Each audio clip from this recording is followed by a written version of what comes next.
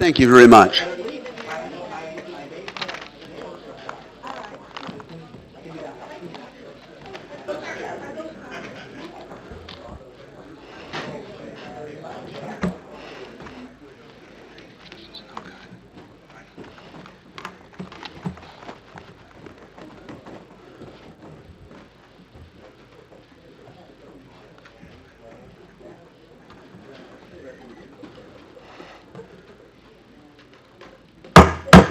We're going to go ahead and call the meeting of the Bloomington City Council to order. If everyone could please stand for the Pledge of Allegiance and remain standing for a moment of silence. Thank you. I pledge allegiance to the flag of the United States of America and to the republic for which it stands, one nation, under God, indivisible, with liberty and justice for all.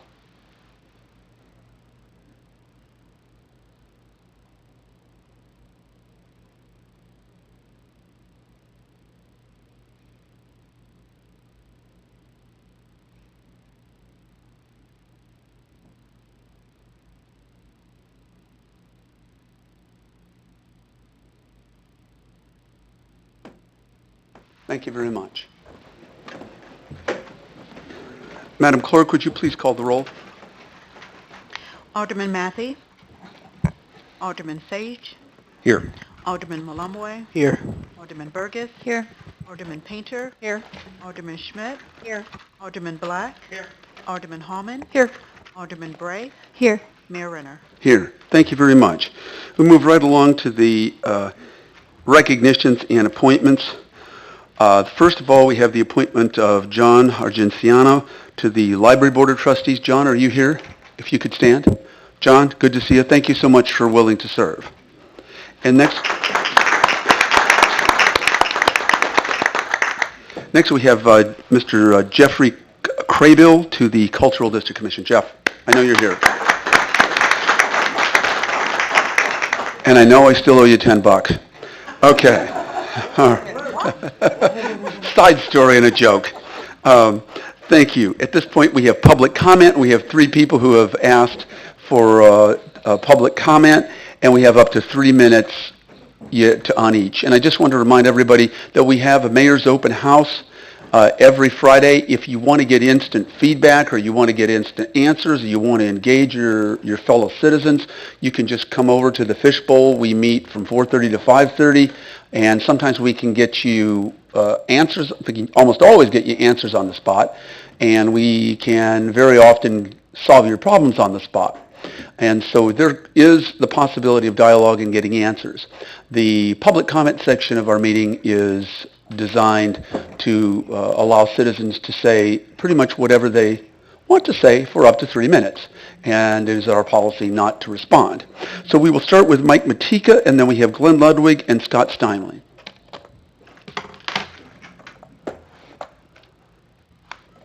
Thank you, and good afternoon, good evening. Appreciate the opportunity to visit with you again. One of the items you're considering tonight is this East Washington Street Tax Increment Financing District. I think that can be a wonderful tool for redevelopment, particularly for the old high school. But I just wanted to make sure it was on the public record that as local labor, we've been trying to talk to this developer for a number of months through a number of channels and can never get a return phone call or any response back. And as you consider these TIFs, I think it's very important that city staff and local economic forces make sure we do whatever we can to ensure we get maximum dollar return in terms of local people being employed on these projects and local contractors and local opportunity to build and redevelop these buildings. So just want to encourage you to do whatever you can to help open the door with this Iceberg Development Company to start talking to people locally and see what we can do to ensure that we have maximum dollar return and local employment on this project. Thank you. Great. Thank you. Glenn Ludwig. Good evening. I'm Glenn Ludwig, and I live out there in the place where Terry's paying high taxes and I'm paying a lot less. And I'm proud of that. I note with interest the resolution set for consideration this evening related to, I think it's item 8A. As all of you know, this action is long awaited, and highly significant to the future of the city. At this point, I trust that during the search and selection process that for the new city manager, that this council garnered a lot of good information and did an excellent job of making their decision. And so I think I'm glad that you're moving through that, and we're on the way, soon at least. Your vote this evening will launch a significant transitional period for at least 100 people in this city, probably thousands of people in this city. And during my life, I've discovered that when one gets into a transitional period, and I've seen a lot of those in my career, and that those transitional periods shouldn't be feared, because there's great opportunities that are surfaced and come out of this transitional process. Typically, these opportunities are linked to selecting and executing significant, essential change. So my hope, my wish, and my challenge to you is to this esteemed council is to seek, embrace, and encourage the execution of important changes that will have favorable impact on this city for many years into the future. Now, some of those changes will be relatively small and easy, and some others will be huge, critical, and very difficult. And I'm hoping that you've got the intestinal fortitude and drive to take care of those toughies. As you check your email tomorrow, take a risk and read rather than delete that email from Glenn Ludwig. It will contain a unique concept that may be an opportunity for the city of Bloomington. Thanks for allowing me to speak this evening. Thank you, Glenn. Scott Steinlein.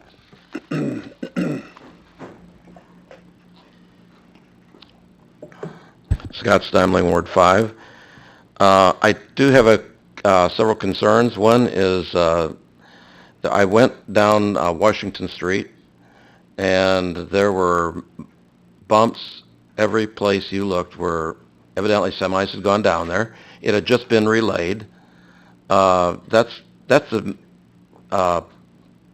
pretty much the norm throughout the city. It doesn't matter where you go. You can ruin tires, you can ruin rims. Then the city, they say they don't have the money to put in the roads. Well, you've got money for everything else. It sure appears that way. Take the fireworks, delete them, get rid of them. Put that money right in the roads. Yes, there are private displays. People have a chance to go look at if they want to. But you don't need to put taxpayer money in the cotton picking fireworks. I guess the thing is that it makes me wonder, if anything's going to be done. The sidewalks are a tripping hazard. I know the city wants the property owner to pay half, and the city pays half. Well, the city retains 100% ownership, but it's up to the property owner to keep them clean.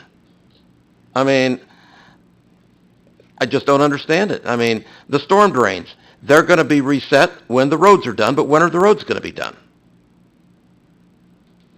And that's something that Jim and I have talked about, and, there doesn't seem to be a good answer.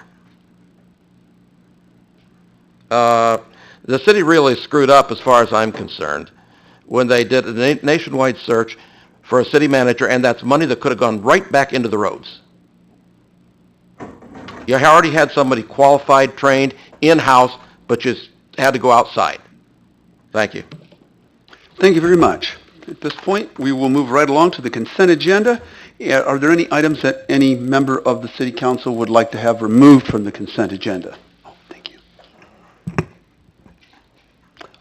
Alderwoman Burgess. 7G? 7G, Yes. as in Gleason. Okay. Okay. All right. Any other items? All right. Is there a motion to approve the consent agenda as presented with the exception of item 7G? I'll make that motion, Mayor. Moved by Alderwoman Schmidt. Is there a second? Second. Second by Alderwoman Howman. Is there any further discussion? Seeing none, would you please go ahead and vote? The motion carries 8-0. There are no nays to announce, Madam Clerk. Thank you very much. We move on to item 7G. I'm just stepping out. Oh, you're stepping out. Okay.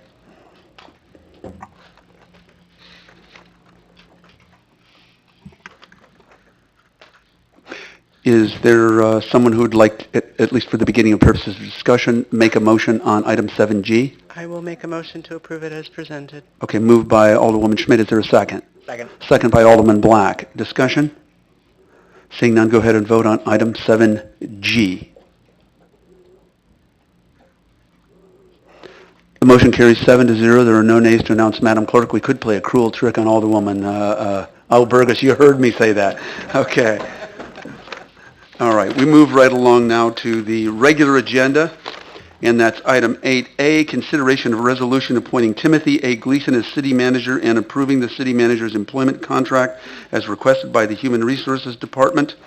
And there's just it says presentation by Mayor Terry Renner, 5 minutes. Believe it or not, I'm going to come in under budget. I won't speak for 5 minutes. I know that's going to shock lots of you. No, we've had a very thorough process by HR Gov. It was a national search. The City Council put in countless hours in looking at resumes, interviewing the finalists, the first wave of finalists and then the final wave of finalists, and then also considerable energy in debating this. And we do have a choice in Mr. Tim Gleason, and Tim comes from to us, as people know, from Decatur. He was also the city manager in Washington, Pennsylvania. Washington, Pennsylvania. I went through Washington, Pennsylvania again. I knew, 3 days ago, I knew I was going to make that mistake. Washington, Illinois, when they had their tornado, poor Alderwoman Schmidt, she's ready to blush, I think. Anyway. Not yet. Okay, as long as I don't say that. Fortunately, I won't have to say this again, Tim. And so we're very happy to have Tim with us. And Tim, would you like to come forward?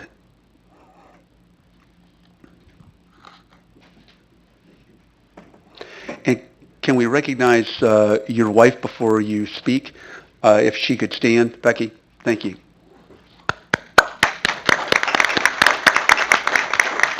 Tim, did you want to have a few words? So is this to try to further convince the vote tonight, or I guess I'd like to say to the council and to the community and to the staff, this is a great honor, and very much appreciate the opportunity. I'm stepping into a great situation. With Steve, I think we'll make a great 1-2 punch, and the executive team here at Bloomington. I've done my homework.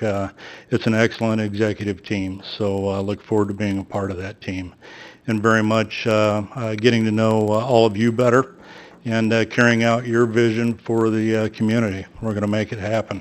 And if we could give you a standing ovation. Thank you very much for your willingness to serve.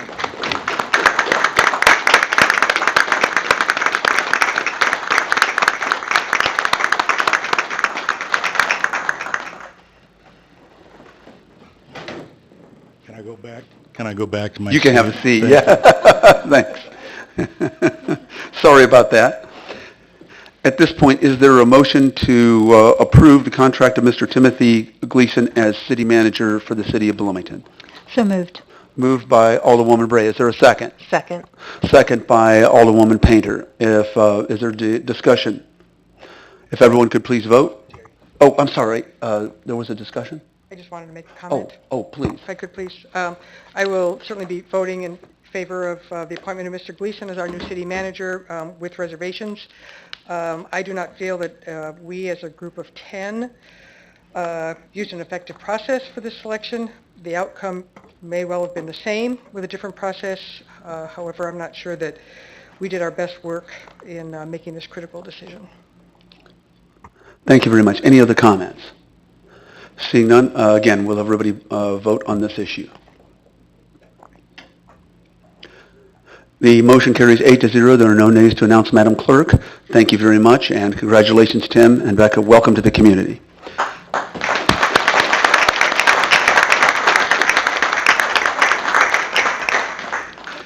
We have item 8B, consideration of an ordinance amending the city code to clarify provisions on agenda management as requested by the legal team.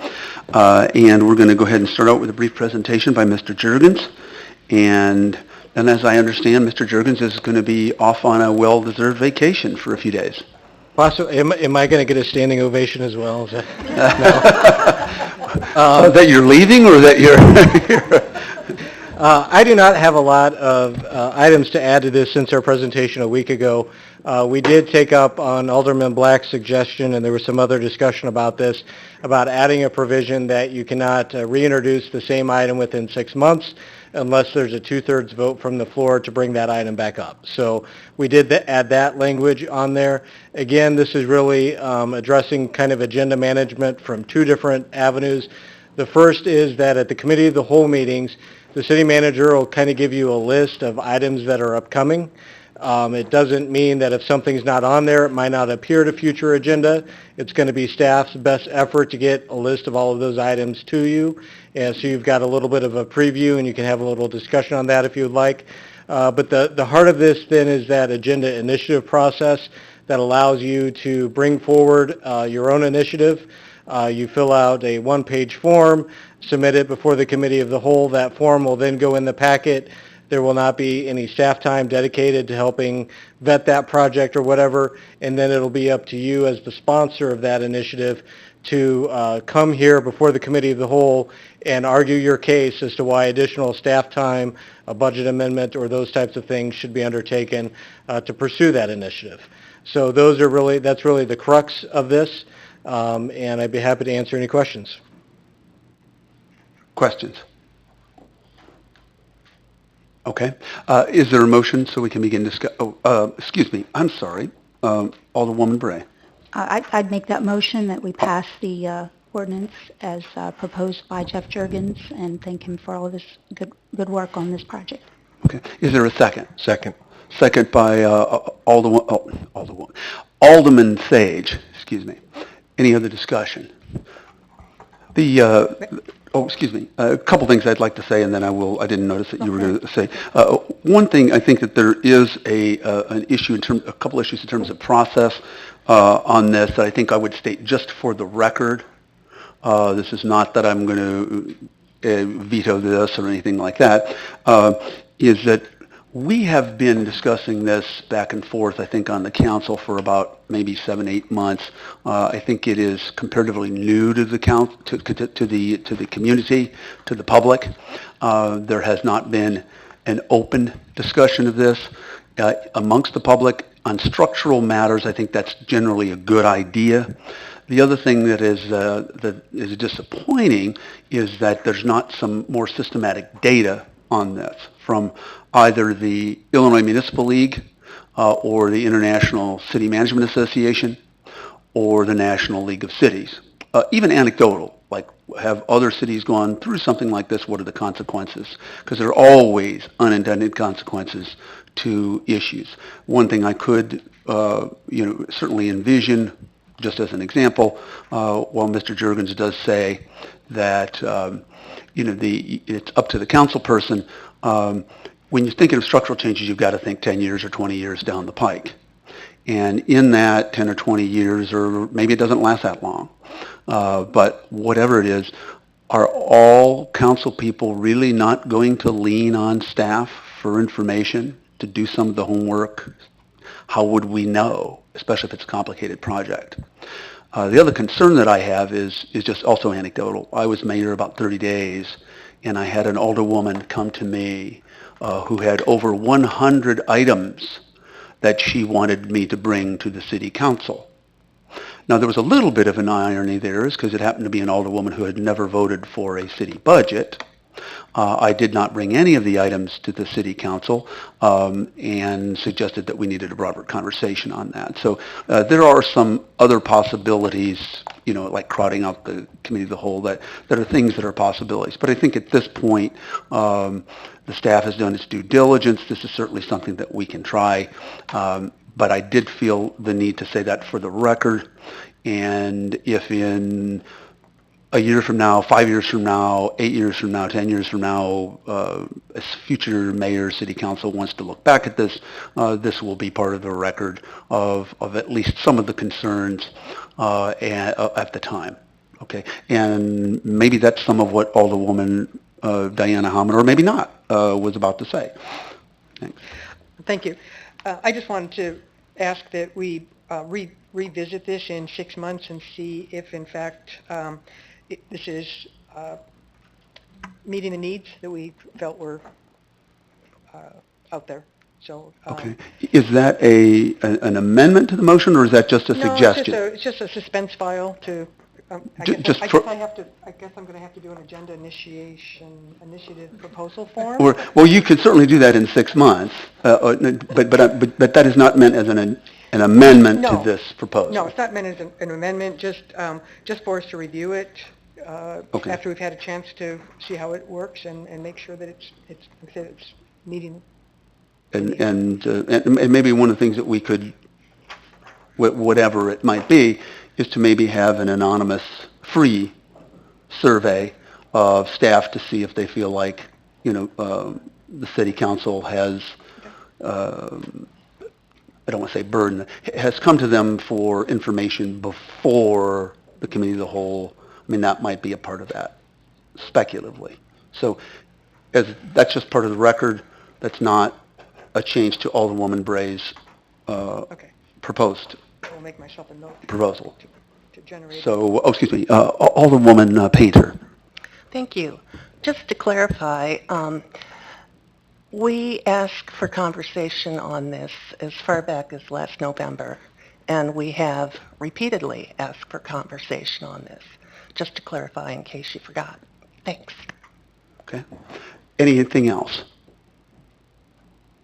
Okay. If everyone will go ahead and vote on this issue, and then we will move forward. Okay. The motion carries 8-0. There are no nays to announce, Madam Clerk. And at this point, we move on to item C, presentation and action on a resolution outlining the city's guidelines for the utilization of tax increment finance as recommended by the city's Community Development Department of Economic Development. And we have a brief presentation by Mr. Juergens, and then a brief council discussion. Thank you. Thank you, Mayor and Council. Again, this will be very brief. This follows our conversation from last Monday as well. Since that time, we were able to work with District 87, and as you can see within the council memo and the resolution, we have hammered out some new language that we believe accommodates the concerns of both the city and District 87. I do not believe there are any representatives from District 87 here tonight. I did receive word that I don't think they were planning on attending, but I have heard from their attorney that they are good with this language. They see this as a compromise because it's not requiring that we're never going to have another 23-year TIF, but at the same time we're pledging to work to address those types of concerns. And we list some specific examples as to how we can address their concerns, and when we can't address their concerns, we're going to explain to the taxing districts why that is. So the city staff is comfortable with this language, District 87 is comfortable with this language, and we'd be happy to answer any questions. Any questions of Mr. Juergens?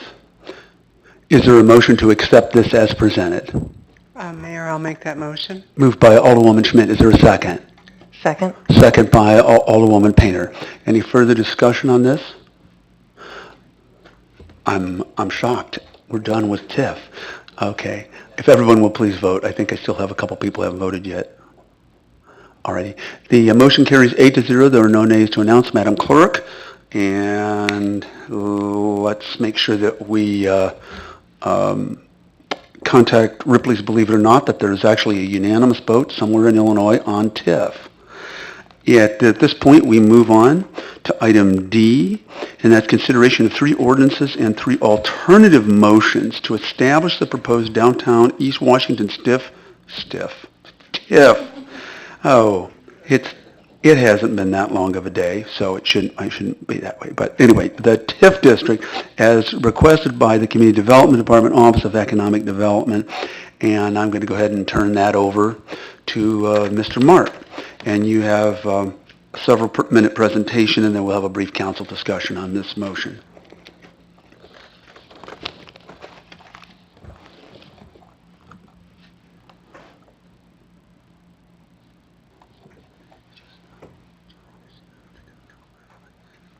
We had a good discussion at the last city council meeting on an overview of the downtown East Washington Street redevelopment project area and TIF.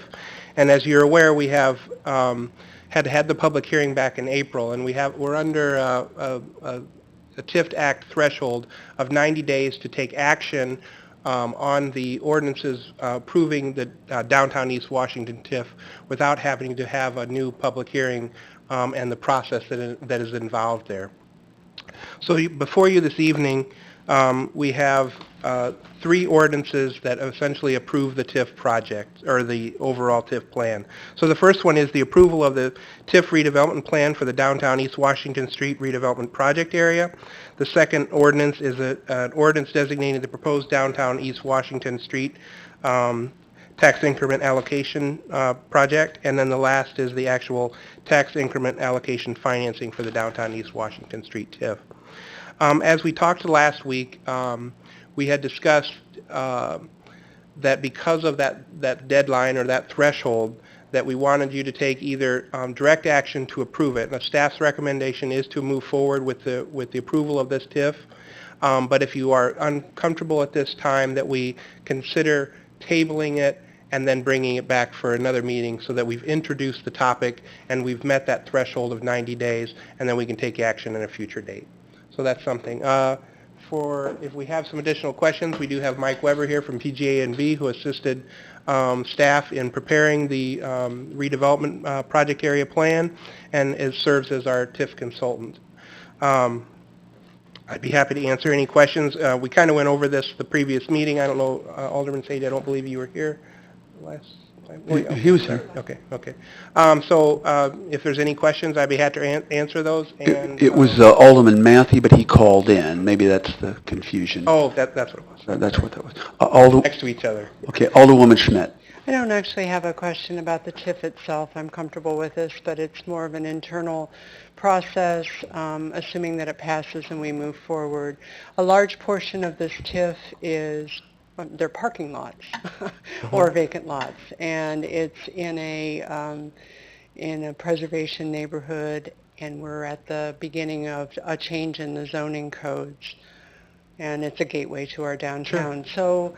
So just thinking ahead, Austin gets flooded with proposals for redevelopment along, maybe at the Coachman site or south of that or whatever. What actually happens, and how do those fit together to make sure that any project we might award TIF money to aligns closely with maybe a zoning code that hasn't passed yet? Or right. I'm worried that we might not sync up. So we're guided through the comprehensive plan that was adopted in 2015, and there's specific recommendations for economic development, specific recommendations for the corridor planning in these particular high traffic areas. And so we'll reflect back on that. We've also working with interim city manager Rasmussen on doing the ward walks with our aldermen for those areas. So when a project does come forward, we want to have those initial meeting with the aldermen that are affected by any development. I think that's important. We open those lines of communication. The other aspect of it, if we are going to be offering TIF incentives, then we would be working with the City Council on a redevelopment agreement and going through that process. So you'll see what those standards are. We're also going to reflect back on the TIF guidelines as well as our economic development guidelines that you adopted many years ago. So it's a blend of land use, it's a blend of our incentive guidelines, and then also with coordination with our aldermen and the City Council. Alderwoman Painter. My question is, why don't we shrink the TIF down to the area that is the old junior high, where we have a solid plan, and just leave that be until something comes forward that wouldn't be able to make it but for another TIF? Okay. And then you could expand it at that point. Well, I'll take an initial stab, and then I might turn it over to Mike. The first question here is that we had, through the process, we had reduce the size of this TIF, and we're calling this a targeted TIF to these specific areas. The other thing is, when we looked at the TIF, that there was because of the state of the quality of the Lafayette apartments, that was actually taken out. So I guess the concern from staff would be is if we shrink the TIF too far, small, that we won't generate sufficient increment to support the surrounding development. So we'd be able to generate enough increment to provide funding for the Bloomington High School project, and then there would be some residual of that project to help with our costs for administration and for the purchase of the Smith lot and the redevelopment of the Coachman lot. But it doesn't, if we shrink it too much, then we don't have those opportunities to utilize TIF without going back in and doing a new TIF. So we have some significant costs in the preparation and the creation of this TIF to start with, both administrative and consulting. And we've already done this work to get us this far. I guess that would be my initial comment. Right, but you've already had the consulting work done. If you shrink it and then you want to put part of it back, why do you have to have another consulting? Well, I'll leave contract? that up to our consultant to kind of guide me through that as far as how we would process a potential amendment to the TIF and go from there. Anytime you establish a new TIF, you have to go through the whole process and requalify it. So if you were to take it out now and 3 to 5 years from now try to do a new one, you'd have to go back and redocument all the eligibility factors and go through every step of the process, including all the notifications and so forth. So while the consultant, of course, is very familiar with the site, and as long as it didn't change much, the eligibility part wouldn't be as expensive, but all other aspects of the TIF process would apply. And about how much does that cost? A typical TIF of this size is around $35,000 for the entire process. Okay. About half of that is the eligibility side, about half is the plan side. The eligibility side probably wouldn't be half the second go around. Just on the heels of that, what's the cost in terms of time to establish a new one? There's a minimum of 71 days of built-in delays in the TIF Act itself, so it typically takes no less than 4 months, but usually 6 or more months to set up a TIF. So if you have an opportunity come before you and the TIF isn't in place, you may lose that opportunity. And again, getting back to these boundaries in particular, we settled on this internally with the discussion with staff and so forth, that this is fairly compact and it addresses all the blocks that adjoin your eastern entrance into downtown. It was much bigger than this before, and I encouraged it to get shrunk back down to where our real potentials are and where we really want to concentrate our efforts. And we felt that this boundary puts us in a position to redevelop some of these parking lots into some nice mixed-use developments. And we've had one proposal that's fizzled out but may come back for the Coachman lot and the other lot that the city purchased, and hopefully we can use that project or a different one to deal with the church there, the City of Refuge, which is in pretty poor condition. So we think this is pretty compact, it's manageable. We think you could probably do 3 to 5 projects in here. It's not a 54 block TIF where 23 years is not enough time to deal with all the issues in every single one of these blocks. This is more aligned with what you did on the downtown southeast TIF, where there we had 2.5 blocks, and we're concentrating just on redeveloping that area. And hopefully you get interest again on that one, pull off the school district here, maybe get a couple of other projects here, and it's going to start having some momentum. So we would suggest that you go ahead and adopt it as is. If for whatever reason a project comes along and we do our due diligence and we can see that TIF is not necessary, we can take it out with an ordinance. It's a lot easier to take property out than to add property to the TIF. Have we ever taken anything out of a TIF? I'm not familiar with your original TIF program. I don't think you did when you had the larger downtown one. But 2020 hindsight, both from a consultant standpoint and many municipalities across the state, when we first started doing TIF districts, we simply made them too big. Yeah. There was just too much challenges throughout some of these larger TIFs. And what you're seeing now is what you're doing. They're coming back and we're taking care of some of the cancerous pieces that still remain in that former TIF area. Okay, thank you. Alderwoman Burgess? Mr. Mart, will placing these properties in a TIF district make us more competitive in terms of redeveloping these areas? It certainly will. I mean, we have the opportunity as utilizing TIF increment to support the developments that are proposed. It also helps leverage additional outside funding for the projects that may be looking at. In this case, we had some outside state and federal assistance for the high school project, and it was part of that TIF district and the ability to gain access to that increment that assisted in getting those tax credits. I wonder if you could speak to former Alderman Mike Matika had raised some questions about local labor. How does that enter into this? I would like to keep these issues very separate Okay. because I see them as separate in that we talked about prevailing wage, we talked about the TIF guidelines, we talked about the That all TIF apply. district, and if I have to have anybody look at it, I'm going to turn to the city attorney on the project labor agreement. I wonder if you could just weigh in very briefly, Mr. Juergens. So for this specific situation, the iceberg development was approved, I believe it was June 12th of 2017, so we already have the redevelopment agreement on that one that's in the can. I have had some conversations, and we did hear Mr. Matika's concern.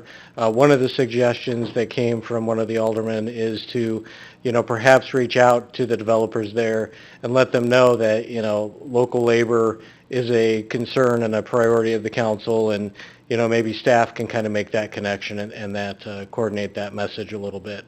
So I'm sure that's something that we could certainly do. Okay. So in terms of communicating that from legal, from administration?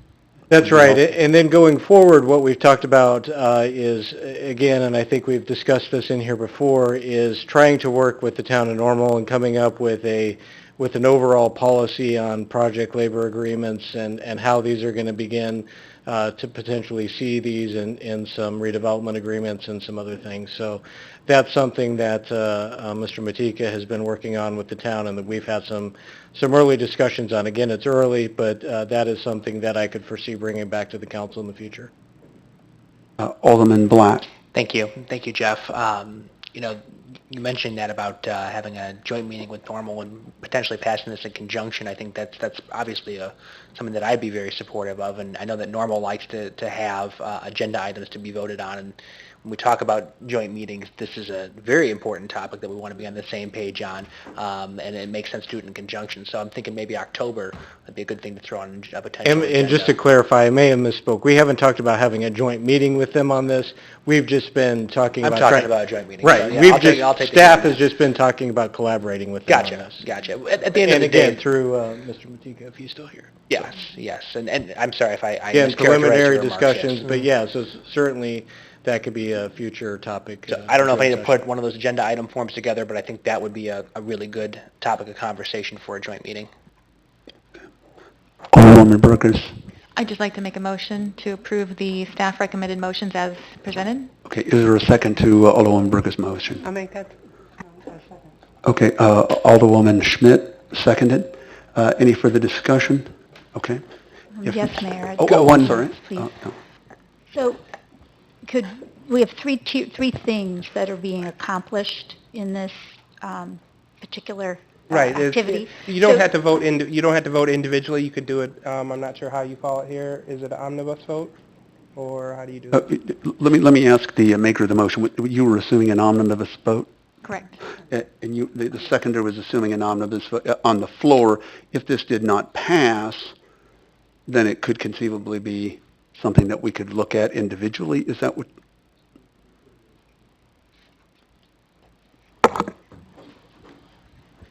Yes, I believe, and I don't want to put words in your mouth, Alderman, but I believe you were moving to approve the three ordinances approving the TIF redevelopment plan, then the ordinance designating the proposed downtown redevelopment project area, and the ordinance adopting the tax increment allocation financing, all as one motion to approve those three ordinances. Is that correct? Correct. So then I have a question. In casting this vote, are we voting in favor of any particular project for this particular site or in this TIF area? No, this has nothing to do with the individual project. It has to do with the redevelopment project area and the related. I'll defer. Actually, it does have to do with the project that you approved last June. This TIF has to be in place in order to effectuate that agreement, but it doesn't affect any other specific projects. So just the iceberg? Right. Thank you. Okay. Okay. All right, if everyone will go ahead and vote, yay and nay. The motion carries 8-0. There are no nays to announce, Madam Clerk. And we move right along. You're busy, Mr. Mark, tonight. all right. Under E, it's consideration of a resolution approving a MOU, memo of understanding between the city and the Economic Development Council. I'll turn that over to you for a brief presentation and then a brief council discussion.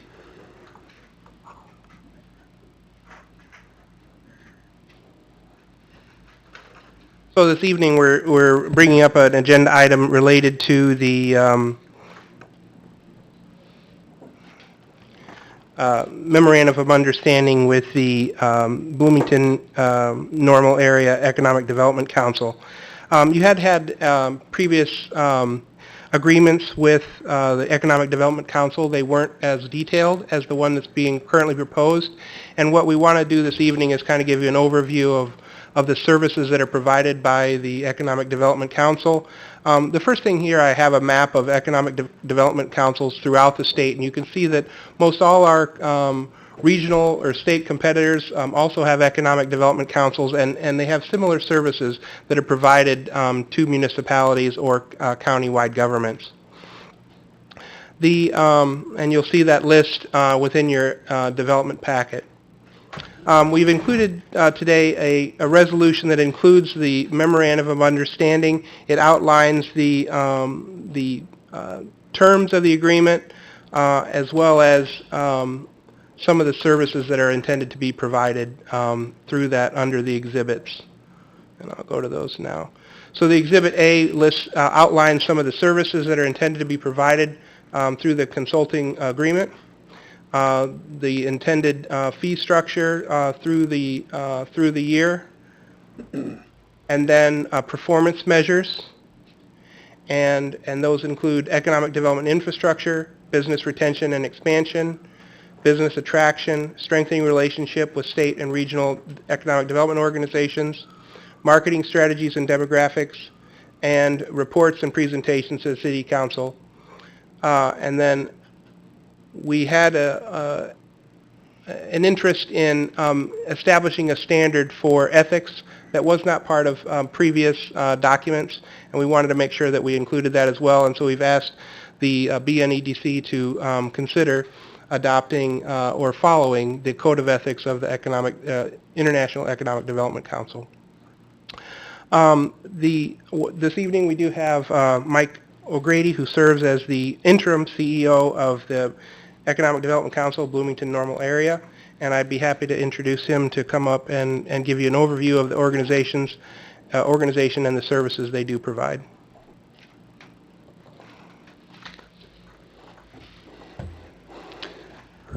Welcome, Mr. O'Grady. Good evening, Mayor, Council. Thank you very much. I'm going to ask Mr. Moore if he would pass something out, if that's all right. I know some of you have seen this electronically, but not actually in paper, and it's the 2017 review of what the EDC did. We look forward to the document that's been prepared. We worked hard with city staff to come up with something that works for both sides and helps outline for all of you the things that the EDC does and will continue. But I thought maybe a few highlights that I'd like to point out that have happened this past year and a half that the EDC's been involved in. Rivian Automotive, obviously, and I know there's the naysayers out there that are worried about whether there's going to be a car or not. I can tell you from some of us that went up to Plymouth, Michigan, we're very confident of what the future holds for that. They're at 60 employees right now and going to 500. We think there's also going to be some auxiliary business that's going to develop out of there, the size of the plant. Brand Industries, which came into this town and was in the news again just recently, they're up to 90 employees at that location, north of Normal, planning for 500. That was a case where we really had to pitch hard because they were looking at sites in Ohio and Iowa.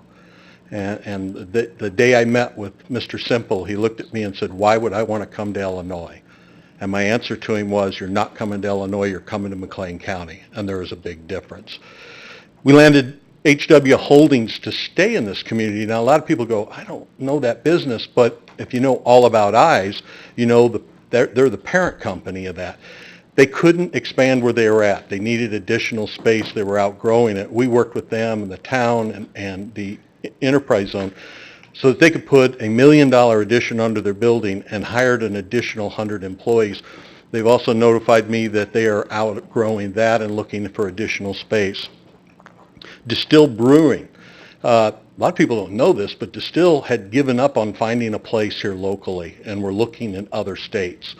Working to move the enterprise zone into Normal to capture that, working with Normal on some infrastructure improvements. They built a $14 million brewery that now, and they employed an additional 100 employees. And just recently, American Precision announced 70 to 125 employees. Now, all of these businesses were businesses that the EDC directly worked with in order to bring them into the community. I can go on. I want to be respectful of your time, but I think the report that we give you, and then the reports that you just got a report here just recently electronically of our efforts the last quarter, and we'll continue to come out, bring those out. It is a little smaller this time. We tried to really tighten it up so you're not going through 30 pages of documents of what we did. I hope that meets, and we're always willing to answer questions. Call us if you have anything that's up, but we thank you for your consideration of this MOU tonight. Okay. Questions of Mr. O'Grady or Mr. Martin? Alderman Sage. Thank you, and thanks, Mike. So I'm particularly interested in the performance measures. This has been a topic of an ongoing conversation for quite some time, and so I need a little help understanding kind of the approach or the direction for the performance measures. And I'm looking at Exhibit C, where I think that is the performance measures are outlined there. It's page 8 of 11, I believe, in the report. Get there? Yeah, keep going, I think.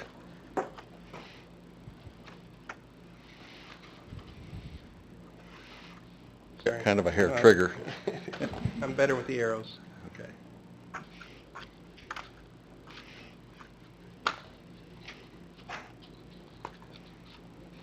Yeah, And that this one. is actually on 2 pages, so 8 and 9 of 11. Okay. So, and Mike, I think if my understanding is correct, I think that the other governmental partners are also interested in performance measures as well. And so if I just take a look at the first one, 1A, where it says positive relationships with Illinois, DECO, and appropriate communicated vision for the city and McLean County. So the struggle that I have a little bit, and here's why it's important, right, is that when we get questions, and I'll just speak for myself, when I get questions from constituents and other taxpayers, they generally want to understand as clearly as they can is what is the return on the investment that I as a taxpayer am making in supporting economic development. And it's a fair question, right? So what I need a little help in understanding, Mike, is how is that measured? How's 1A, that statement, measured? Working with DCEO, I can tell you that it's a regular, and I don't know how you need that information, I can give you a couple of great examples. Rivian and Brandt were examples where we went to the state of Illinois looking for edge credits. We worked through them, through the governor's office, in order to get those for these two companies. So working with DCOs is a pretty common thing for us. We're in communication with them. They also, in the packets you got some examples of some confidential companies that are looking at our community. We use a project name, but those are coming from DCEO. So we're in communication with them, and then we turn around and make presentations back to them. We just recently came back, Zach Dietmeyer from our office was out in Washington, D.C. with them and Intersect Illinois on the foreign trade exhibit where he talked to companies from other countries, and in particular one that has got some legs that we're going to work with is a company from Africa that is looking for corn. And because of that relationship, we got a lot of corn, and they are needing it for feed process. So those kind of things, I don't know how I can share those, and at any time you see something in your packet that please let us know. But I don't know how to quantify that. Sometimes the tangibles are difficult. It's the end result, such as a Brandt, such as a Rivian, or HW Holdings. I would guess tell you that those are the tangibles that we're able to show. So maybe I might suggest then that perhaps, that strikes me a little bit more as maybe a goal statement rather than a measurable. What can be helpful, and this was part of the conversation I think I remember having when we were at the BCPA last time, and that is this idea that the economic stakeholder groups have to help us be able to tell the story of why the investments are a good return for economic development activities within McLean County. I'm not disputing that they are. What I'm suggesting is help us be able to tell that story. I'm hoping that the documents that we're giving to you now that we weren't in the past are helpful, and if they're not, we need advice from you. But we're willing to work with you in any way. It's a partnership, and we work with Mr. Mart and Mr. Grammer on a regular basis, trying to develop projects within the city of Bloomington, but also I think we work really well because we've even done across lines, different community project, but looking for the whole for the community. The other benefit that I think can come from that type of additional information is the ability to perhaps better recognize and celebrate some of those victories. Sure. And I mean the major ones are easy to recognize and celebrate, but I'm sure you could, as you've already done, suggest some other victories and benefits that are being gained that may not have the kind of the notoriety, if you will, of some of those.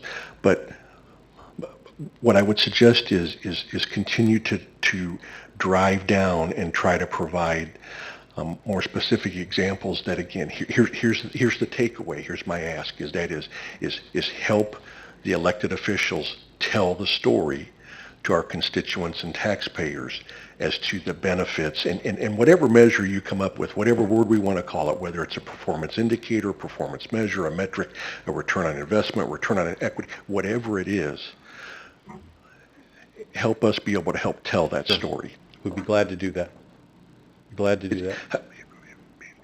How would you maybe perhaps see some next steps then in being able to I think your comments tonight are very good. Let us work with that, and then if I can get feedback, if it's not enough, let me know. If it's too much, and as I said, I had a couple council, not this council, but I had from another council saying, "Whoa, don't expect me to go through 35 pages. I need concise." So everybody has different needs, but I certainly can drill down a little farther in our efforts with the state of Illinois. And thanks, Mike, because that was, I guess, maybe perhaps one of the final points I was going to make, and that is that in today's information age, and everybody's bandwidth is pretty crowded, right?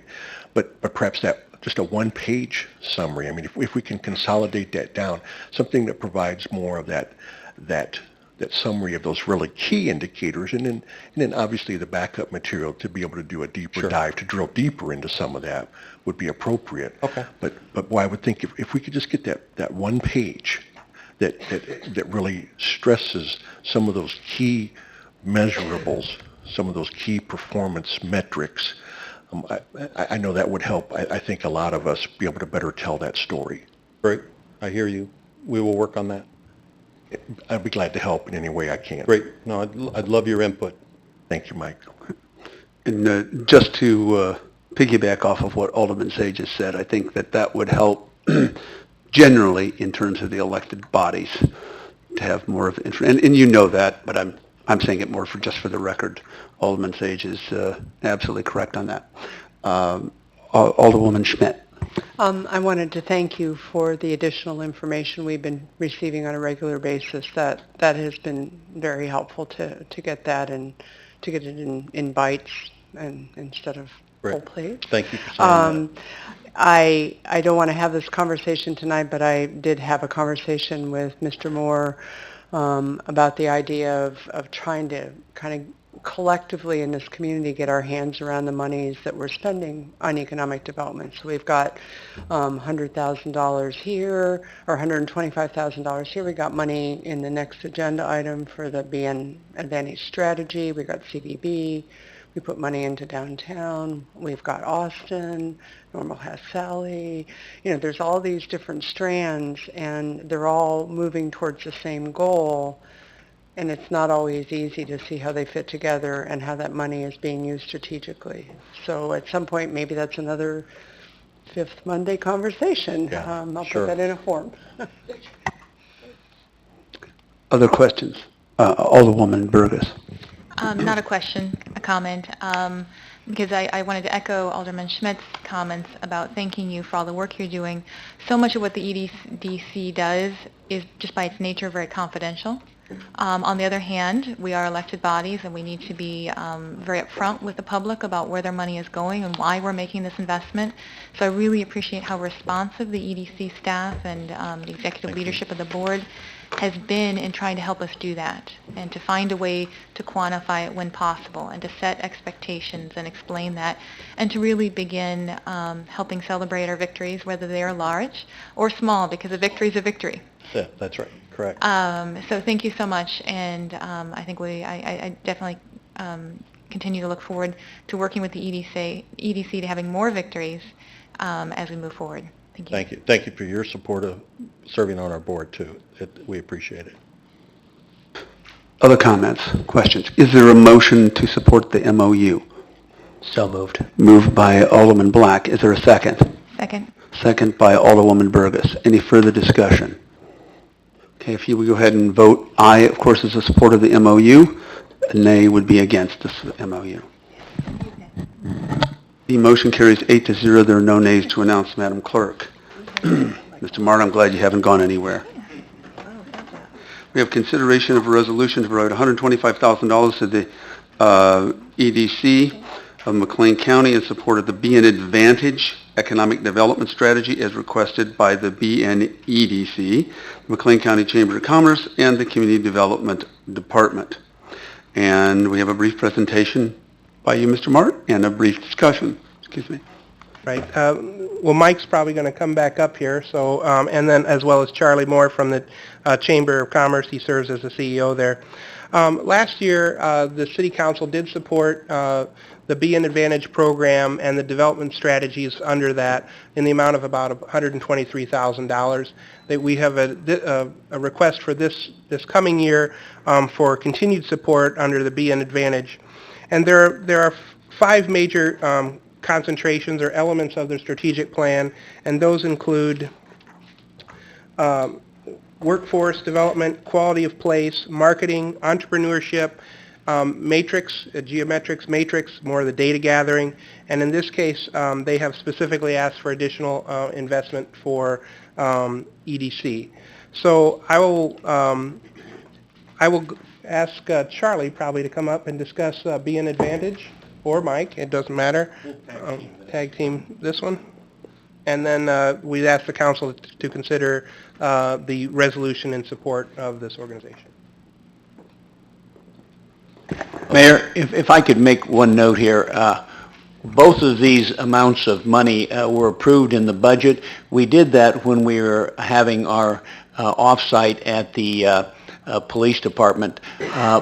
But what happens is, though they were in the budget and they were approved in the portion we called contributions, all of those different things that we had done, it's there, but the reason we're asking this is by this action on your part, then it will give me authority to actually release those funds and write that check, and that's why we're bringing that back to you. But I did want to make sure you knew that it was in the budget. Thank you. Thank you, Ms. Rasmussen. Thank you again.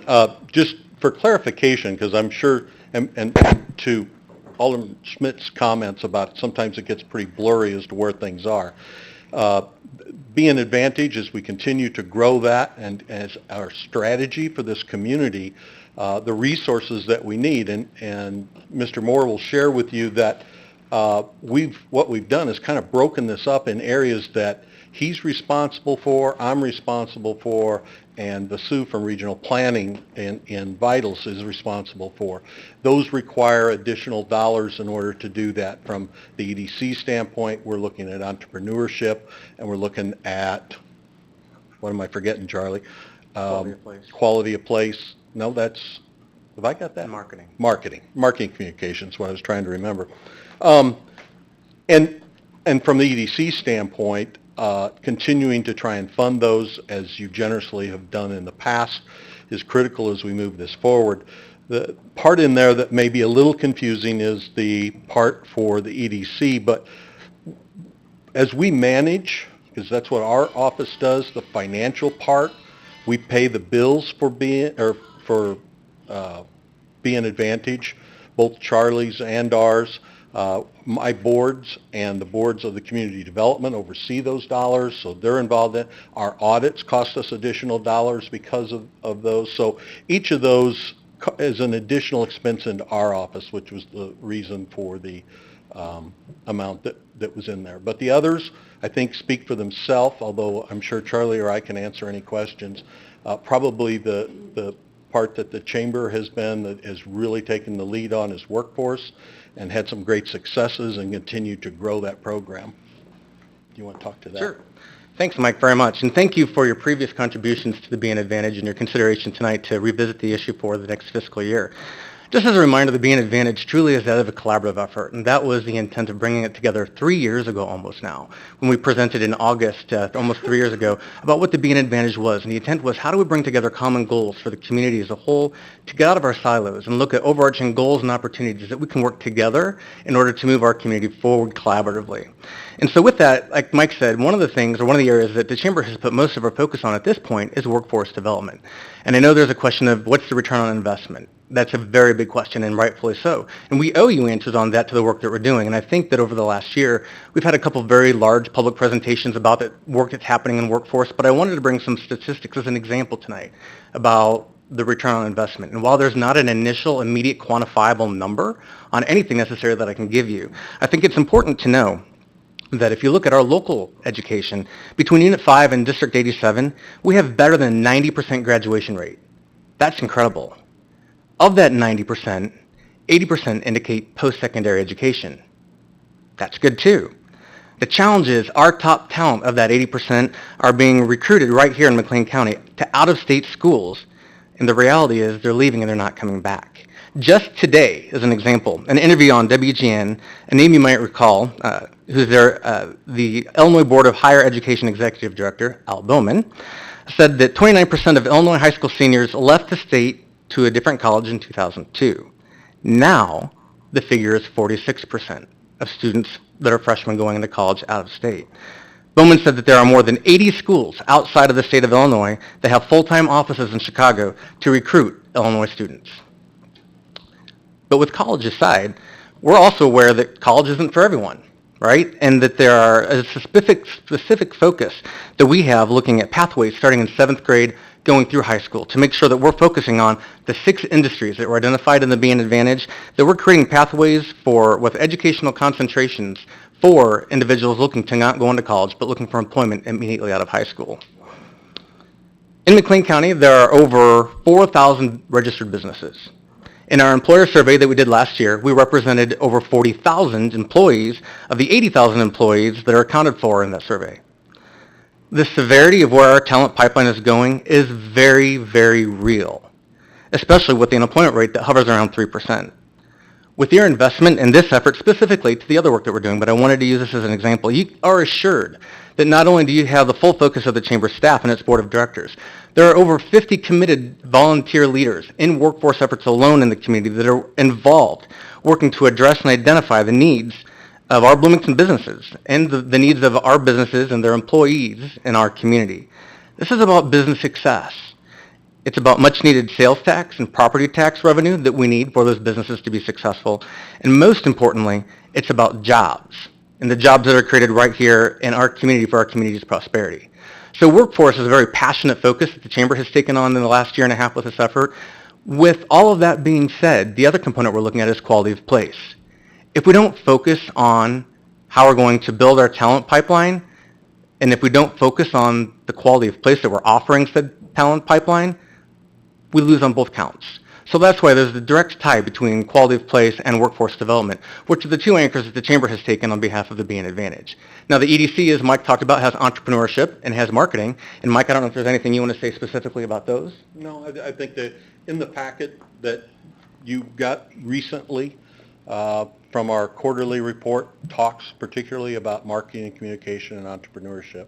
A couple of areas that maybe we did not talk about that are going on right now are conversations to create an incubator in this community. And those conversations are going on with Illinois State and Illinois Wesleyan collaboratively, along with businesses in the community, to talk about how can we do it.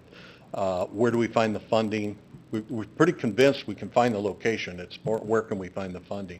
The other is Angel Network, finding those individuals in the community with high net worth who would like to invest. I can tell you that, and Charlie can too, if you have an idea for a business and you need $35,000, you're not going to walk into a bank here in town and get $35,000 unless you've got that kind of collateral. So starting a new business makes it very difficult, even though you might have the greatest idea and invention in the world. Trying to find those early startup dollars is hard. And so we've had one meeting. We continue to have others as we grow that. The one last thing I'd like to say before we turn it over to questions is that Alderman Sage, you made a comment about accountability too. And I think it's important to note that by the end of summer, we do plan to release the BN Vitals website, which will have over 200 measurable metrics about the economy in Bloomington Normal. And so that's something that Vasu and her team have been working diligently on for the last year. And she's accepting feedback from not only the workforce, but our new Quality of Place Committee and others to make sure that we're addressing all the work that we're doing to make sure that we're not just measuring activities, but that we're measuring outcomes. And so I think that you'll be pleased. Again, hopefully that's in about the next month. It's a little longer than we had liked, but we're looking forward to launching that BN Vitals website, which will give you a lot of great real-time data. It's going to be the most accurate data in Bloomington Normal that we've had for a very long while right at our fingertips. So with that, we appreciate the opportunity for consideration and look forward to your questions. Very happy about good data. Okay, thanks. Questions? Alderman Lawamboy. Yeah, thank you. Thank you for the presentation. I have a few questions. So I'm looking at these 5 areas, and I wanted to know, looking for you to give us more specifics about the kinds of activities you'd be doing. For example, marketing. You know, what exactly are you going to do with marketing? Because for some people, they think marketing is, sending out a bunch of flyers and emails and things like that. So I wanted to get more specifics about that. And I also wanted to know about quality of place. What does that mean? Because for some people, quality of place seems like, just fluff, but I know it's not. I just want to give you a chance to explain that. Go ahead. Okay. I'll speak to the marketing and communication. We have a team put together of some extraordinary individuals in the community in the areas of marketing and communication, from the universities, from businesses such as State Farm. In fact, Nora Dirkwitz from your organization has recently joined that group, and they have developed, based on the budget that we helped them develop, they have developed a plan and strategy for the future that is more than just flyers. It's more than it's social communication. There's also, I think you will soon see media opportunities talking about what we're doing. On our website, the Being Advantage website, there are stories of successes, stories about our community that we're trying to tell that story to other communities outside of Bloomington Normal. Because really, while we do have to do a little bit of talking about what we do here, we really need to talk to out-of-state, out-of-country organizations and companies about what we do and how we do it very well here. So there is I'd be happy to share without taking up too much time tonight, a laundry list of the items that they're working on and continue to work on. Okay, all right, sounds good. The other thing, I know when Kyle was here a while back, we talked to him about, seeing the EDC being a little bit more aggressive in their efforts to go out there and, recruit businesses. And one of the things that he mentioned was that, I know that I'm blending EDC and Be an Advantage altogether, but that's okay. And he talked about, yes, doing something more aggressive, going out to conferences and talking to a number of other people. So I wanted to get an update on those kinds of efforts, because that's what I'm looking forward to. I want to see that happen. And I know it's hard, but, even if we're not successful, we can talk about those efforts, and I want to make sure that we at least try. Sure. Well, as I mentioned a little bit ago, the Foreign Trade Conference out in Washington, D.C. is a good example of that, where we were trying to, that kind of attraction is expensive, it's hard, and we're not opposed to doing it. You also know that we're in a bit of a transition now, so we're shorter term looking at those kind of activities until we get a new CEO into our organization, but that doesn't mean we stopped. So we continue to meet with site selectors in Chicago. That's an easy trip for us, not too far, but we can certainly catch an international flavor doing that. And as I said, when a Brant comes along, we're ready, we're there. But we'd love to travel to more of these conferences. They're expensive, and sometimes the return on investment is pretty low. So, but you're right, you still got to do them, and you still have to go after them. I'd like to briefly address your quality of place question. You're 100% correct. The definition of quality of place, matter of fact, I was working on a white paper not long ago on the topic, and it was in the, I can't remember if it was the Chicago Tribune or it might have been the Wall Street Journal. The headline was, quality of place. Everybody wants it. What is it? That's exactly right. And so some of us who took a tour last year down to Arkansas to look at a community and what kind of opportunities does that bring for us to utilize how they're working to how we're working in other communities we'll look at going forward. But ultimately, it is very hard to define, and what we're doing right now is doing just that, and identifying more of quality of place as an economic driver. And so we're using a lot of data that we've received through the packet that was in the Be an Advantage original strategy. But I've recently combed both the Bloomington Comprehensive Plan and the Normals Comprehensive Plan, and identified where the symmetry between both plans, and Vasu and I are scrubbing both of those to basically boil down to what's our top list of projects. Some of them have to be short-term, bricks and mortar types of projects. Some of them have to be long-term, more 2038 types of thinking. When you start talking about disruptive technology and innovation districts and things like that, those don't happen overnight. And so what we'll plan to do is on the third quarter of this year is to really assemble our leadership team on the quality of place effort.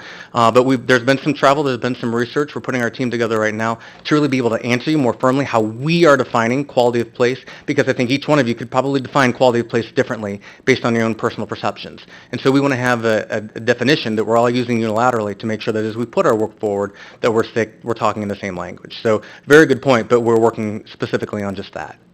And just related to that, when Mike and I and Mayor Coos went to L.A. now, gosh, that's 4.5 years ago, hard to believe, we were talking to hard-nosed men and women. We're basically trying to get them to either come to Bloomington Normal or to get their clients to come to Bloomington Normal. Everybody, the first question they asked, without fail, what do you have to offer millennials?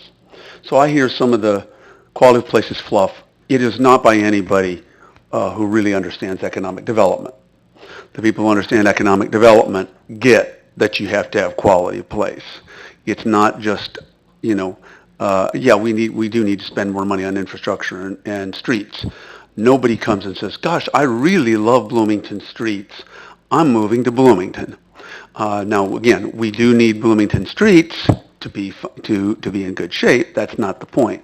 The point is, we are much more than streets and infrastructure. We are a community, and that's how we begin to show that, whether or not again, it's not fluff. Hard-nosed men and women, businessmen and women, don't think it's fluff. The people who are going to invest in the international political economy don't think quality of life is fluff. So thank you both for all of what you're doing here. Alderman Black. Thank you. Thank you both. So I've been looking through this packet, and I can't remember if it was in this information here in the executive summary or some previous one about the private dollars that have been invested in BN Advantage. What is that number? Sure. So I'm glad I brought my notes. Now I just have to pull them up. So when you take a look at private versus public funding, at this point, this includes all funding. So this isn't 2017 or 18, this is total. If you look at total funding right now, we're at a 71% private, 29% public funding. That doesn't include all of the in-kind.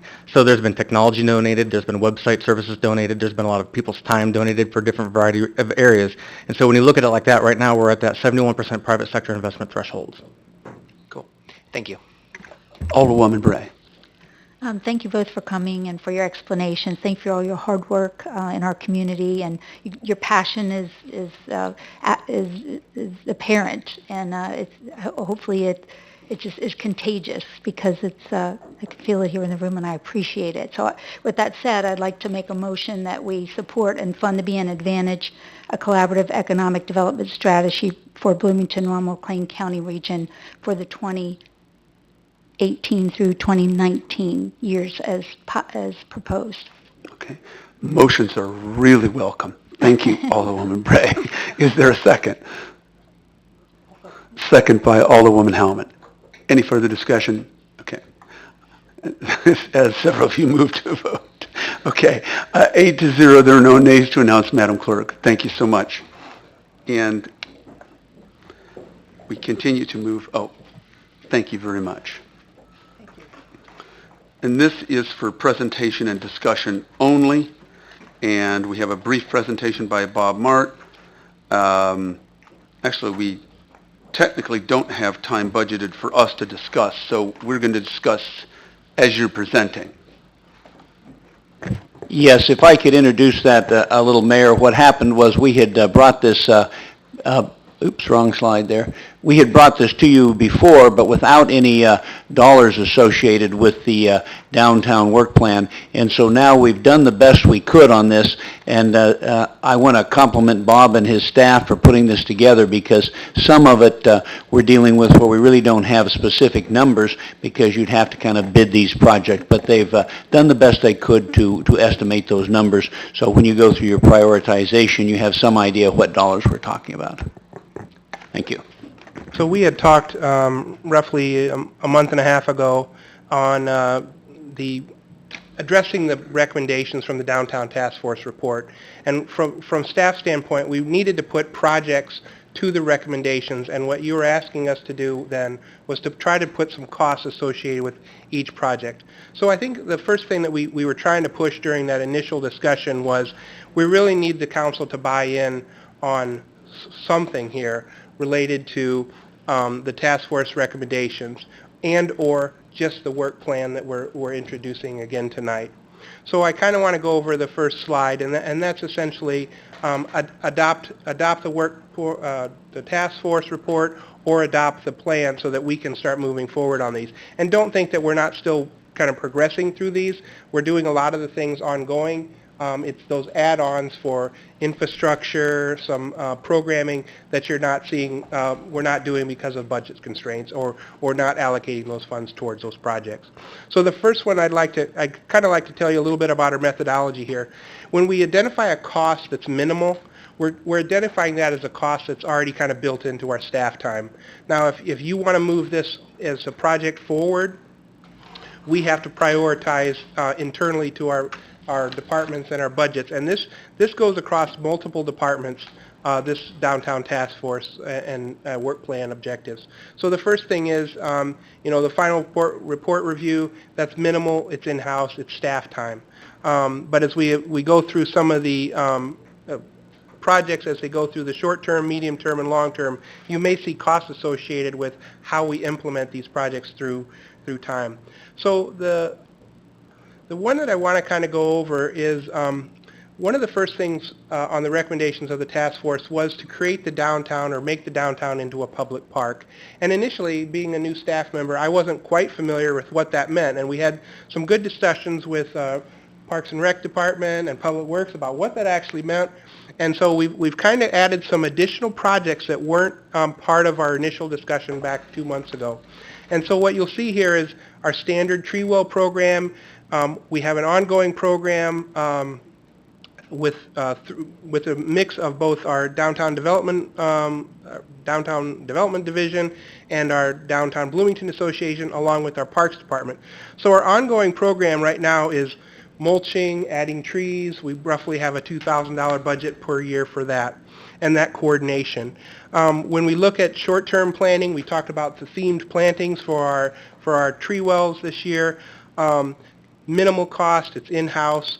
But if we want to expand this program in the future by adding more tree wells throughout the downtown or doing more landscape plantings, we got to start looking at maybe some minor additional increases in funding for that. And you'll see that under the long-term goal. So the two things that we did add were an urban ambassador service, and I don't know that you're familiar with this program, but basically it's an outside consultant that serves to make sure your downtown is hospitable and clean. And so there's workers that come in and with a cart, with attachments to the cart for picking up litter, for addressing citizens that have questions, and that's on page 3 under Project Urban Ambassador. There's a service provider called Block by Block, and Tricia had an opportunity at the last National Main Street Conference to meet with those folks. And the services, and they're mostly out of state right now, but they are looking at coming into the state of Illinois to provide services to larger municipalities. And so it's an opportunity where you can hire a group that does public outreach, security, hospitality, and cleanliness is a big key to this. And we can share a video of what the services that they provide so that you can kind of get a feel for that. So what we're looking at now is, as a potential project, is the ongoing is preliminary discussion with an urban ambassador service, whoever that might be, and that's minimal. We can continue those discussions. In the short term, we can have public information presentations both through the Downtown Bloomington Association or with this council if you all wanted to see some additional information. If we wanted to pursue that project, we would do project bidding and an RFP, and then the implementation of that Urban Ambassador Implementation Program would be roughly $100,000 to $200,000 per year. Mayor, if I may ask a question. Of course, absolutely. Sorry to interrupt. No, you're fine. And thank you for that information. I'd never heard of an urban ambassador service presented that way before. But when you said consultant, I got real nervous. I don't necessarily need someone to come here and tell us what to do. It sounds like it's more of they're doing the actual work. They'll hire a local person that's sitting there with a workable cart that can do cleaning, graffiti removal, spraying down sidewalks. It's pretty impressive, the services that they can provide, and I don't know that we can constrain, and that's why Jay's up here, and Public Works, so that they can kind of tell us whether their department budgets can handle these additional costs. We haven't been able to do that now, but maybe there is opportunities for outside funding, whether that's partnering with the Downtown Bloomington Association to assist in those projects. Maybe there's some additional ways to look at financing downtown projects that we haven't yet discovered, and that we can continue that conversation. But this is something that there's this constant question on how do we deal with the after-hour parties, waking up to the early business goers, seeing litter and other things. We got to address that, and sometimes there's not a staff member that can go out there at 6 or 8 o'clock to clean it up before the 8 o'clock employees come to the downtown. Thank you. And so to that point, I think from where I sit, I'm more interested in I guess, doers, people who are doing things downtown. I don't need any more thinkers. I think we've thought this out, we've planned it out, we've talked about it. It's time to start executing. Okay. Well, then that's a... You didn't hear any negative voices up here. Okay, the next part of this is, the only other one that we did add was, that you had not seen before, was making the downtown a park, and that's the public right-of-ways, public lands plantings. So right now, we have, Jay, you could probably help me out with this, we have one half-time horticulturist and one seasonal employee in the Parks Department that work in the downtown area. If you wanted to go full-on, every landscape bed, coordination with the county to take over their landscaping, we're looking at another half-time horticulturist and another half-time seasonal worker there. So you start seeing what our current costs are with tree maintenance, landscaping, design, and if we wanted to add additional programming for downtown to make the downtown a park, we're looking at least another full-time employee split between horticulture and seasonal maintenance workers. Assuming we can't get the county to kick in. Well, I tell you what, the way we've looked at this is that we have done contract services before, and you'll see that later on in some of your coordination activities further back. So if we look further through, under public spaces, that was on page 6. So public spaces, walkability. When we did the, and Jay, maybe you could speak to this a little bit better than I, but when the county asked for assistance to clean up the courtyard area, they used their equipment, but we assisted in that effort as well. So when it came to the government center parking lot, it was our horticulture staff who designed it and installed it, and the county reimbursed us for all of our costs. They've reached out to us regarding the Law and Justice Center, green space, I guess you'd call it. They went ahead and tore everything out themselves, and they're putting sod back or seed back in. They've reached out to us at one point to design that area again. We kind of wanted to see where this conversation went, and we already told them we wouldn't do it until this winter. Our guys are plenty busy right now. That'd be a good project for the winter time. But I wanted to see where the council wants us to do that, and also staff guidance from Steve on whether we should do that on we would be reimbursed, but whether we want to design that or not. So I think that answers what you want. So I guess what the question is, will we be reimbursed? Can we contract with our other agencies to fund some of this work based on your staff time and that? But the expertise is in-house. We just need the funding to move forward on these projects, and so that's something that we needed to chat about.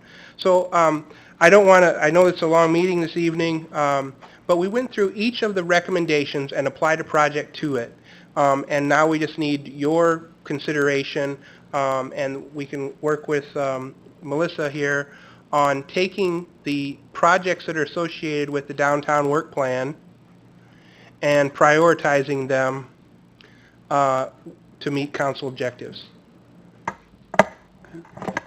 And so, and just to be clear, this is not a vote tonight. This is discussion. This is homework and discussion about priorities as we're making progress. Right. Okay. Melissa.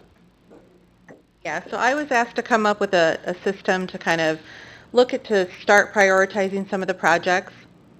So yeah, I drew that short straw to send you home with homework.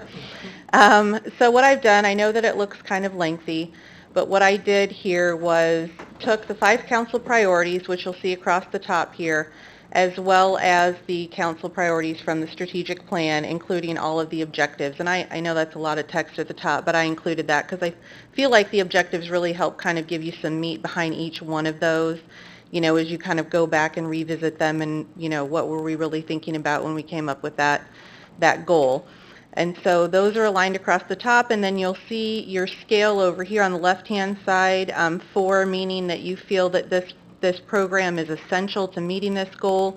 Does it have a strong influence, some influence, or no influence at all? So as you go through all of these, each of these will have a box. You can just drop down and choose your rating for each of these.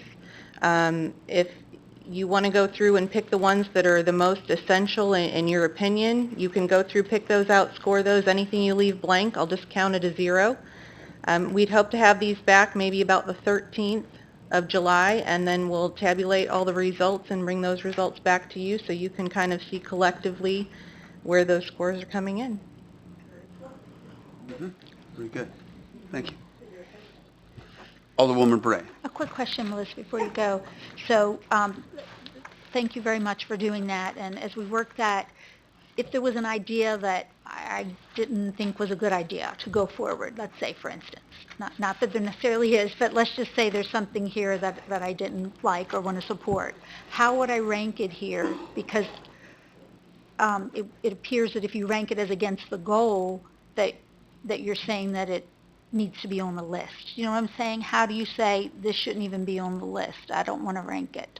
Well, you could definitely provide any additional notes, or you could just, if you leave it in as a 0, I mean, those with the lowest score are going to fall at the bottom. So, I mean, to me, in your ranking, if you really felt that this is not essential for us to meet, you know, what we're trying to meet strategically, then I would rate it as a 0. Yeah, so because something could technically meet the goals, but it might have a big price tag, and I might say, I just can't support that. So, Sure. So I think for you, you know, as each individual goes through and rates them, if it's something that you feel is not something that's going to meet the goals, then I would rate that as a 0. Okay, thank you.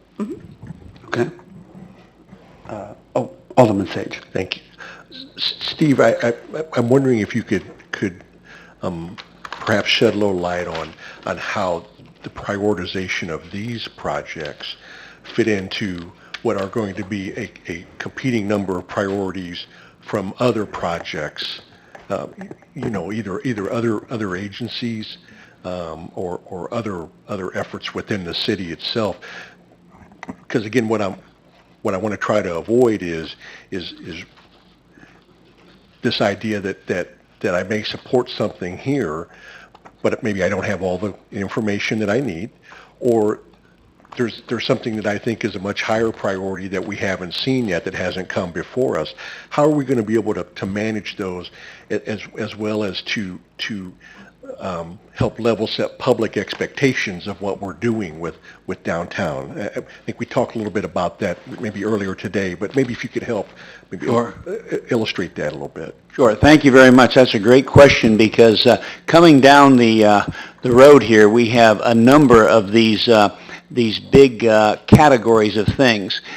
When we do this one, and by the way, I would ask you to go through and do the best you can. You don't have to have a mark in every block, and you can do however you think you can. And Melissa will put that together to help prioritize it, only so we have some idea of what are the higher priorities and the amount of money. But then immediately following after this, we also have the capital improvement plan. We've got a number of things on there that we want to bring back, and we'll bring back to you a similar process to this. We have that prepared, and we'll bring that back at the soonest opportunity we can. And then we've got employee compensation because we have made some commitments to our labor forces for increased amounts of money, and that money will have to be found somewhere. Then we have items in the comprehensive plan, and there will be items in there that we want to bring back to you. So what we'll propose doing is bring you each one of those as a category of items, and then at the end of that, we'll look at the amount of money we've got, and then we'll have to look at all of those 4 or 5 different categories to find out where we may want to put our money, because we're not just isolating this. We'll look across the board at all of those different categories, and then we'll look at where the money can come from, to include your good question about where we can make some cuts as well to fund some of these things. So we won't ask for any decision until we've been able to present all of these to you, and then you'll see the big picture of all of those different categories. And there's some difficult choices to make, but you'll see them all. And thank you, Steve. So I want to just be sure that I understand. We will be prioritizing not a complete list of proposed items, just we're doing this one step at a time and basically prioritizing what we have in front of us, knowing that those priorities are going to change as these additional asks and wants and proposals are brought before us. Sure, exactly. We may have gone through this list and have some great priorities, and then we go and look at the capital improvement plan, there may be something in there that overwhelms this, and there's only a limited amount of money, and we'll have to determine where we're going to put it during this budget process. I think we'll be through this by the end of August, this process, so about September, when we can begin looking at the budget, we'll have a good idea of all of those different things and what we want to prioritize once you see everything. Okay. A comment just to say, Melissa, thanks, because I think this will be, I know I had a couple of asks last time, and one of them was for a tool like this, and so thanks for doing it. It helps us gather and analyze information. And also to say to Bob, Bob, I appreciate the formatting here that's been done, because I think we've tried to create some line of sight and try to identify some roles and responsibilities. Let me ask you one question, Bob, because I guess I'm not sure of the kind of the current state of DBA. We have DBA identified on here as some coordination partners or engaged. How will the DBA function? I mean, how will they enable these projects, per se? Well, Steve and I have had the opportunity to attend their executive board meetings. They're revitalizing themselves as we speak. Their committee structure is reforming, and I think what you're going to see is an organization that's going to gain strength over time and kind of move forward on the ability to handle some of these projects and do fundraising that'll be necessary to take on some of these tasks. So right now, it's in rebuilding form, I would say that, and I think it's on the grow. Thank you. Okay. I would add one thing to that, though. Of course, when we took on the DBA functions and we created our downtown development division, a lot of those functions that they were doing, we have assumed, so we haven't lost anything. We're still doing the same sort of things. It's just being done in a different building right now. And thank you, Steve. I mean, that was, I guess, part of the point of my question was what's left that DBA is doing that DDD has assumed, ownership of. That's what I was trying to better understand. Well, I would say if we look at the committee structure of the Main Street Organization and the Downtown Bloomington Association, so they're essentially responsible, the organization will be responsible for promotions, design, economic restructuring, and organization, which is their fundraising arm and their membership. So I think you're seeing as we build the strength again, those are the outreach side that's not really being met under the current structure with that staff member being on in-house.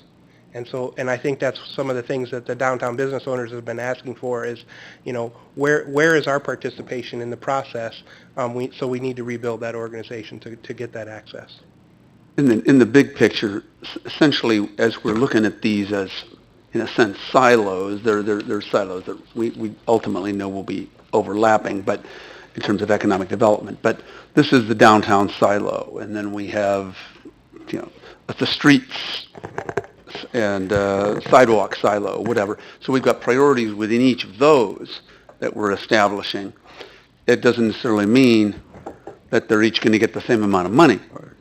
Or anywhere near the same amount of money. It's just whatever amount that we decide to allocate to each group, that's when we have established council priorities. And again, thank you, Steve as well, or Bob as well as Melissa. Appreciate that. And to echo what Alderman Sage has said, yeah, this really helps us really establish a priority. And as Alderwoman Bray has mentioned, if there's something we don't really even want, we give zero. Okay. Okay. I think you're exactly right about these silos, and to kind of create a little bit of a mixed metaphor, I think come about September, we're going to merge the silos. Yeah. Thanks.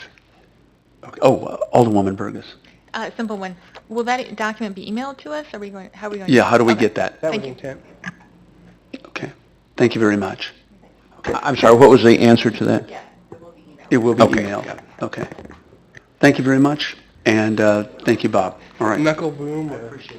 If I could add one thing, I'd just like to thank the Bob and the Department of Community Development. As you know, he had a lot of items on here today, and for the last several weeks and months, Thank you, they've been Bob. working on all of these things. They've cranked out a lot of He's good walking effort out, for but us. we're thanking you, Bob.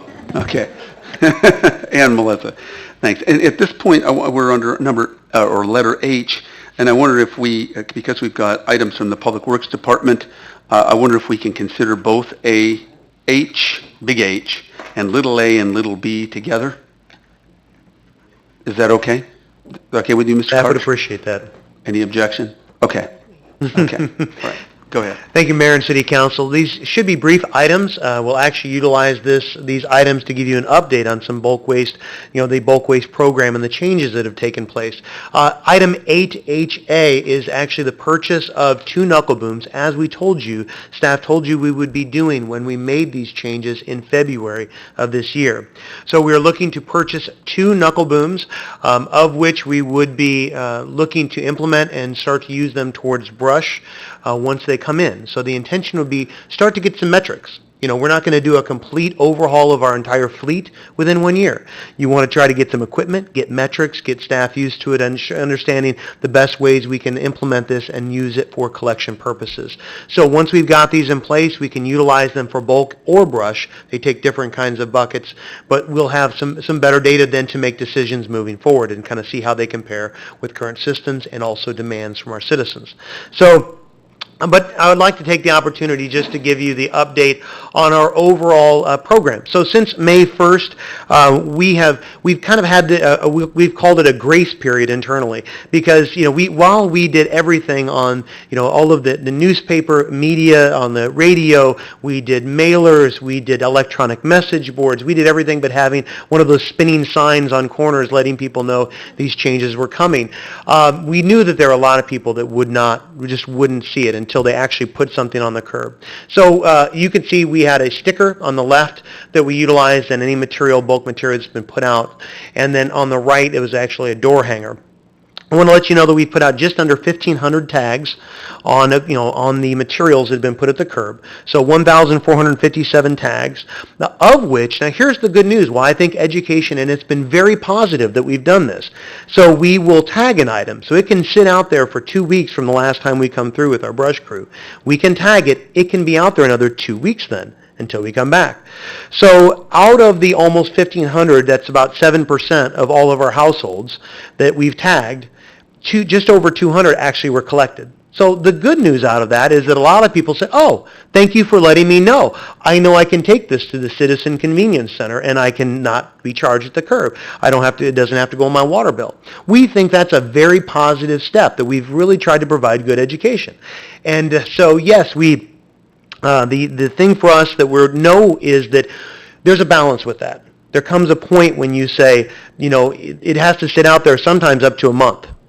And so while we want to provide that education, we also want to keep a clean community. So one of the things we talked about is the balance of there comes a point when you have to stop that sort of education program and then collect the material if it's sitting on the curb.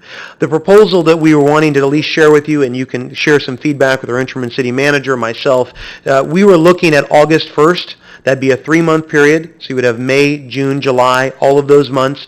And then after 3 months, the hope is that most people would have heard, at that point, we want to try to balance a clean community. And so we would, at that point, look to stop that. We, of course, welcome feedback. This is just proposals trying to provide that balance of initial impact and changes.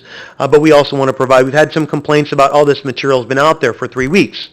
And so we can't have it all, so we try to balance that. So we feel like after 3 months, if you haven't experienced that, then we would go ahead and move forward with it. So with that being said, that's our proposal tonight, that we just want to hear back any feedback that you have. The other thing is to just highlight the continued improvements to our Citizen Convenience Center. It does continue to shape up, look very nice. Again, we just found out from the EPA verbally that we're going to be able to get some permit modifications so we can partner with nonprofits. That is exciting news. And so we are going to be reaching out in the near future. Once we get some of those in place, I really think this is going to be a great amenity to a community. And so the last thing I'd like to let you know about is software. We told you we were going to be implementing software to try to improve route optimization and then also be able to be dynamic with some of our crews to be able to provide them the tools to be able to succeed. We are narrowing it down now to about 2 different pieces of software. We're continuing to do evaluations. We're still hoping to bring that back to you in the 30 to 45 day mark. We're working with IS, and we want to make sure that we get feedback from our employees, and we're providing the best software that we can to move forward. So with that, that is really item 8HA. Item H8B, we have some things on it, but if you have questions about MFT, really all that item is for your action tonight is for us to be able to have the resolution so that we can pay the motor fuel tax bill that we have for electricity. It is part of the overall bill and cost that we have. So again, this is a pretty standard item, but because it's over the $250,000 mark, we wanted to bring this to you. So with that being said, we'd entertain any questions that you have. About either that or electricity. Thank you. Yes. Okay? See, yeah. I was going to make a Motions are always thrilling. Yes. thrilling? Okay. At this hour, they are thrilling.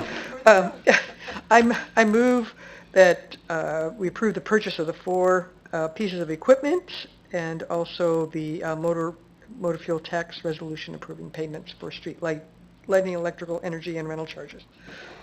Is that enough? Okay, that's enough. Is there a second? I'll second. Second by Alderwoman Painter. Any further discussion? Just a quick comment. Oh, please. And it's not meant to hold up. I just wanted to say, Jim, thanks. I appreciate the way that Public Works continues to look at processes, and I know the knuckle boom is something that we maybe started talking about maybe a couple years ago, and I just appreciate kind of that systematic, diligent approach that you and your team takes towards looking at processes and trying to see if there's some better ways to do that. I mean, that's difficult to try to encourage ongoing change in any operational areas. So I appreciate the work that you guys do in that area. Thank you. Thanks. It is a team. Thank you. Okay. If you'll go ahead and vote. Bless you, whoever that was. Okay. There are 8 ayes and no nays to announce, Madam Clerk. And as I recall, I think we've gone through an entire meeting with unanimous votes. Yeah. Okay. At this point, City Manager's discussion. Yes, thank you very much. And as always, I have given you a update on all of the upcoming things in the next month in mostly the downtown area. And we include this in our weekly update to you as well. And it's online, so everybody can go through the menu of things that are going on downtown. Lots of stuff to do, and we encourage you to take a look at that. Thank you very much. Thank you.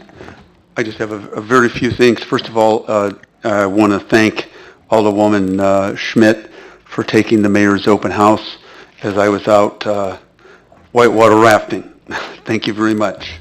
Really? Okay. Yeah, near Washington, Pennsylvania, not Illinois. I was also, I just wanted to call attention to today's pantograph. If you've seen a picture, I would highly recommend coming next year. We've had 7 annual Hindu Festival of Chariots, and this was probably the most pleasant. I did take credit for the weather because it was not too hot and it was slightly overcast, and we had trees in Millard Park. That made turned out to be a 3-hour celebration. It made it a great success. But even when it's 98 and there is sun, it's a great celebration. This is the 7th annual. We're becoming an increasingly diverse community, and we're certainly very happy to have had that. And I also we have Clayton Matheson in the audience, and in addition to our chief, to thank Bloomington Fire Department for 150 years of great service to this community. I think you deserve a standing ovation.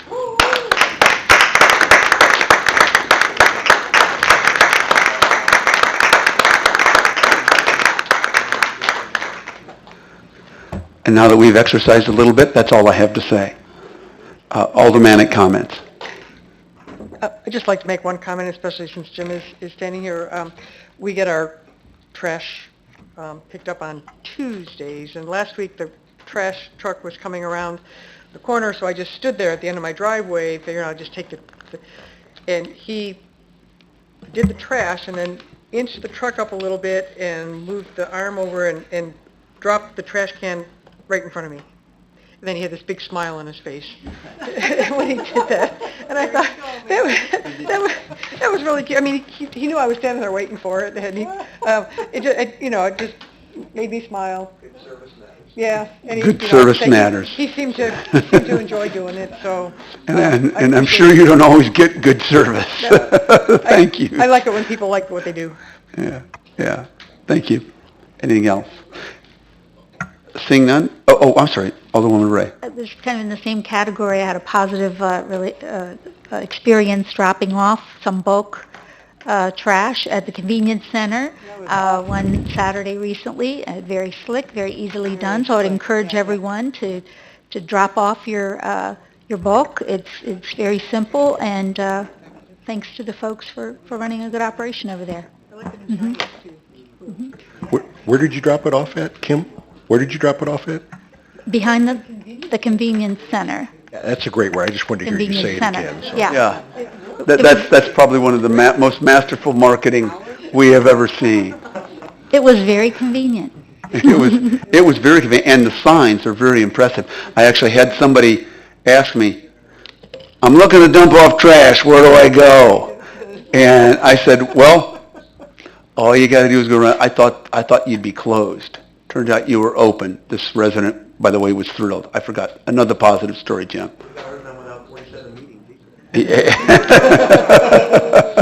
Ouch.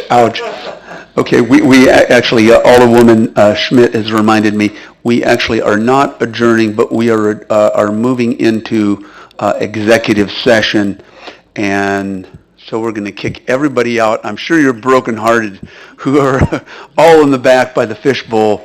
Do I have a motion to go into executive session for the items that are listed on the syllabus? The syllabus, on the, yeah. Let me go back. I have fire. It's personnel. It's personnel. It's personnel Yeah. related. I'll make a motion that we go into executive session for the purpose of Collective bargaining. For collective bargaining personnel. Okay. Collective bargaining. Is there a second to that? But I also got to Oh. add the Juergens piece of that we're only coming back to adjourn with no action taken. We'll adjourn. We won't come back here. We can adjourn from over there. Right, but I have to say that in the But motion. we announced that so that these poor Right. people aren't So waiting you- around that for you the don't next wait around. exciting. Right, yeah. Second. Actually, you've done really well at the Festival of Chariots. Yeah. Yeah, that's our motion. More than handshakes. Right. And seconded by Alderwoman Schmidt. Madam Clerk, would you call the roll? Yes.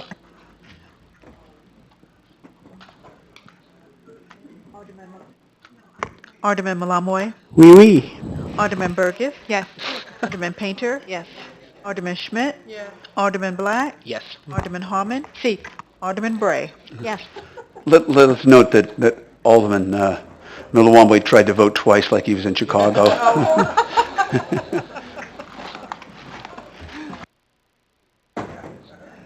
Steve, I have one quick question.